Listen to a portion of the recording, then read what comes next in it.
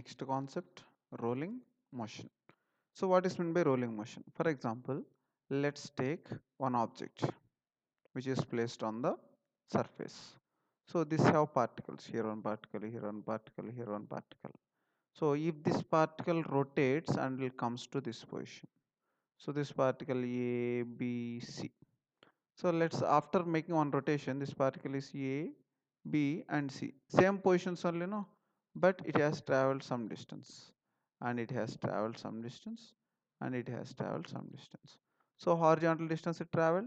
So it have translate, these particles have translatory motion. What the particles have? Translatory motion. And as well as to move from here to here, it is making rotations until it comes to this point, right? So then it means it has rotational motion also. Okay, so we can say that the object is in rolling motion. So when we can say rolling motion, for rolling motion the object should have translatory motion plus rotatory motion. If these two motions will have, then we can say rolling motion or pure rolling motion. Okay, right. So in this particle, let's consider this particle either regular shape or irregular shape, no problem. So this is the center of mass of this particle, of this object. So this will be the translatory motion, VCM. Is it need to be only in horizontal direction? No, it can be in this direction also. It can be in this direction also. Any direction it might be, but the total should move in that same direction. Total object should move in the same direction. Then we can say the object have translatory motion. Okay, that particle have translatory motion. And as well as when it is rotating, this particle will rotates, no? What it will rotates with angular velocity omega. This object have radius r. Okay, so that means let's consider here one particle is there. This particle have horizontal velocity, so velocity of the particle have center of mass velocity, that is called translatory motion velocity, plus when it is rotating, rotating means it have angular velocity also. That means velocity of this particle with respect to the center of mass, velocity of the particle with respect to the center of mass. Okay, so velocity of the particle equal to velocity of the center of mass plus velocity of the particle at the center of mass. So if this is at a radius of r, then that is r omega. If this radius is capital R, then that will be capital R omega. So, okay, so Vp will be equal to Vc plus this is R omega. So this also will be written as Vc. This might be written as 2Vc. So condition I will tell you little later. But this will be the position of the particle at the highest point. Okay, at the center it is just Vc. At the bottom it is 0.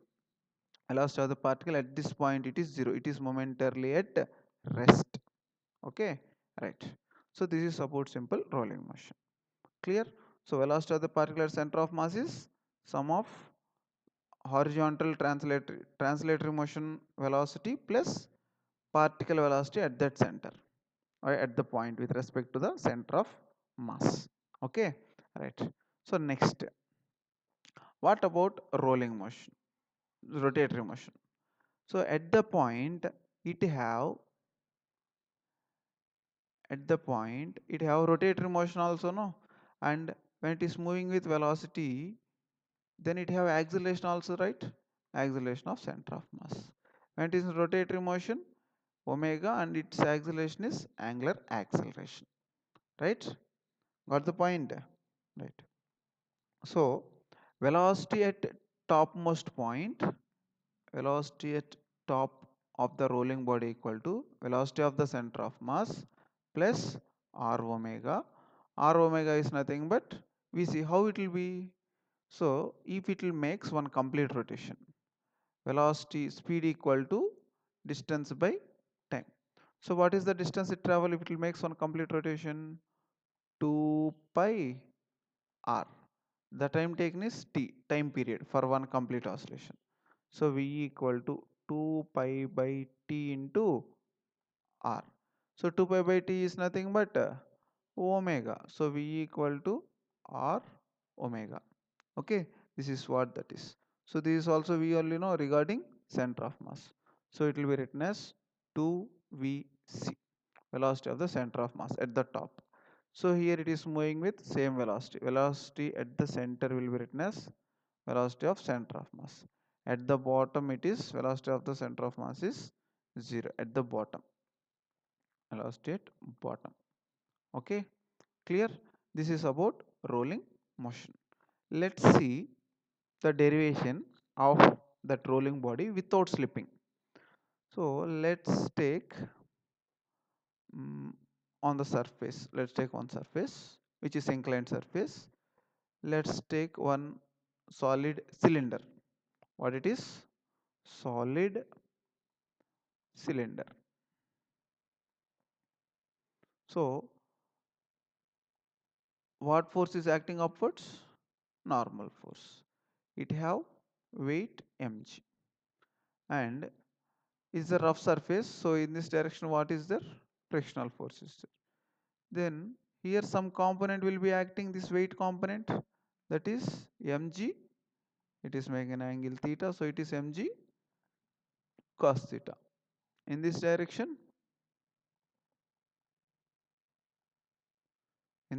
what is there? Mg sin theta. So this mg sin theta is making an object to move downwards, and this frictional force will helps us to rotate.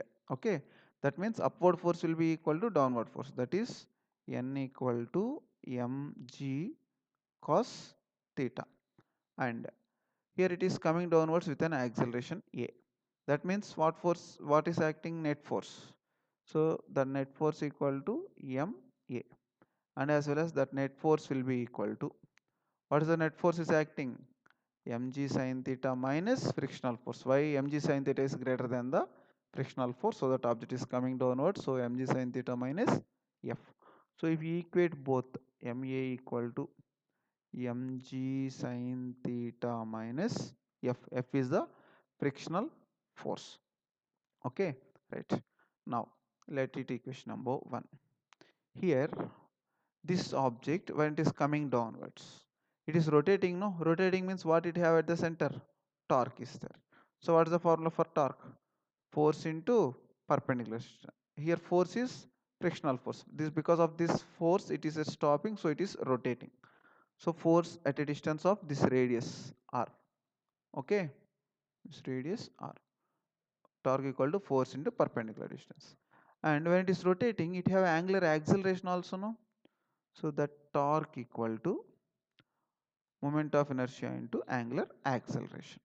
Okay, so sir, it is accelerating a only with respect to relation. Is there any relation between a and r? Already we have discussed that a equal to r alpha relation. If you substitute that here, torque equal to I into r alpha. So if you equate this and this equations, both the torques, then f r equal to I sorry, r equal to a by alpha. Here, so torque equal to I into alpha equal to a by r, f I into a by r.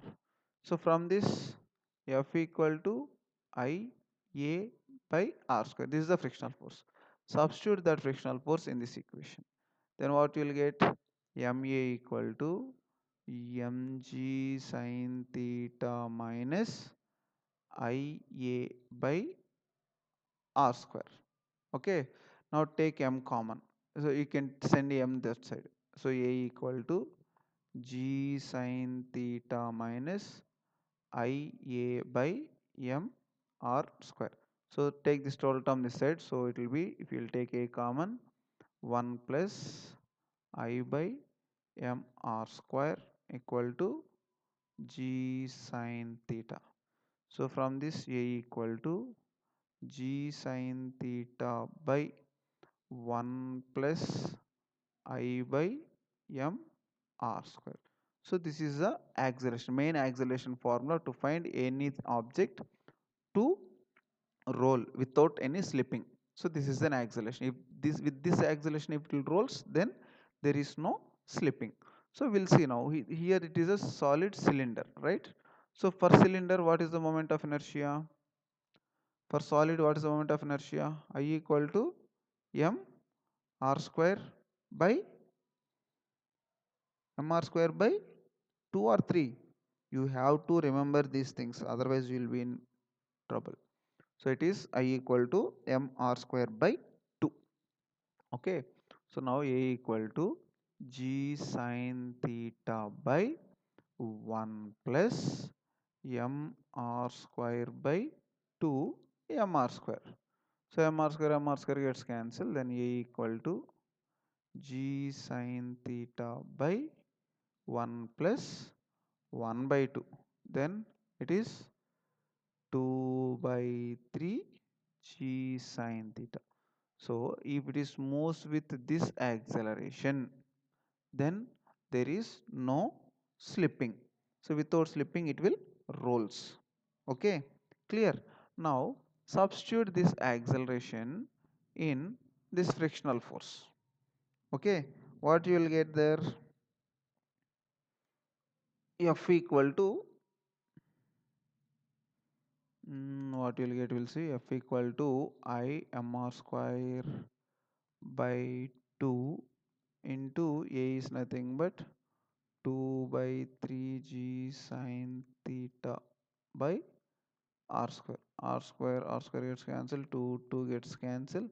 Then frictional force F equal to 1 by 3 mg sine theta. So this is the frictional force what it has there. Okay, so that we to overcome this, if it is moving with an acceleration of 2 by 3 g sine theta, it will be nf. And what is the coefficient of friction? F equal to mu n. It's a 1 by 3 mg sine theta. N already knows what is that. N equal to mg cos theta. So nu mg cos theta equal to 1 by 3 mg sine theta. Mg gets cancelled, cos theta will goes that side. Then nu equal to 1 by 3 sin theta by cos theta tan theta. So this is the coefficient of friction which lies. It's a 1 by 3 tan theta. Nu equal to 1 by 3 tan theta. Okay. So to prevent slipping, the coefficient of static friction must be equal. Must be equal to or greater the value. It might be equal or it might be the greater than this. Then it can overcome that. That means tan theta is equal to 3 mu, coefficient of static friction. Okay, it might be equal or it might be greater than. So if it goes with this, then there is no slipping. Without slipping it can move. Okay.